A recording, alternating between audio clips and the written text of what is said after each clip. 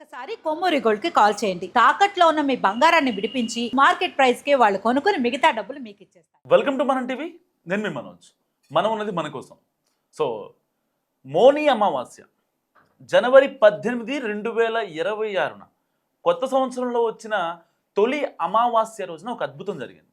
So చాలా reels చూసాం social మీడియాలో, ఇటు పంతుళ్ళు చాలామంది చెప్పారు అమావాస్య రోజున రోడ్డు మీద ఏమైనా నిమ్మకాయలు కనిపించినా, లేకపోతే పసుపు కుంకుమ కనిపించినా, నల్లకోడి కనిపించినా కాస్త దూరంగా వెళ్ళండి, అసలు బయటికి రావద్దు, ప్రయాణాలు క్యాన్సిల్ చేసుకోమని చెప్పారు. సో అలాంటి మౌని అమావాస్య రోజున కరీంనగర్లో ఒక అద్భుతం జరిగింది. ట్రాక్టర్ పొలం దున్నేసింది, దమ్ము చేసిన ఒక పొలాన్ని దున్నేసింది డ్రైవర్ లేకుండా. ఒక్కసారి ఆ వీడియో మీకోసం. సో చూసారు కదా, ఇది పరిస్థితి. సో అసలు మ్యాటర్ ఏంటని అక్కడ లోకల్ రిపోర్టర్తో మాట్లాడిన తర్వాత తెలిసింది ఏంటంటే, అక్కడ ఆల్రెడీ ఒక డ్రైవర్ ఆ ట్రాక్టర్ సాయంతో ఆ నారుమడిని దున్నుతున్నాడు.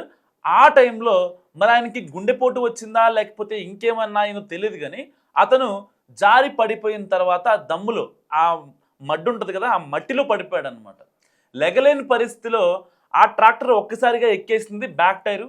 సో అతను స్పాట్లోనే చనిపోయిన పరిస్థితి. స్టీరింగ్ తిప్పే వాళ్ళు ఎవరు లేరు కాబట్టి.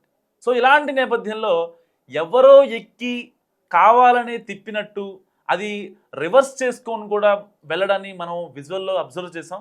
సో ఇది మరి దీన్ని ఎవరు తేల్చాలి? నిజంగా అక్కడ ఎవరన్నా అదృశ్యశక్తి ఉందా, లేదా జన విజ్ఞాన వేదిక లాంటి వాళ్ళు ఎవరన్నా బయటకు వచ్చి అసలు ఏం జరిగిందో ఒక ఫ్యాక్ట్ ఫైండింగ్ కమిటీ వేసి ఏమన్నా నిరూపిస్తారా?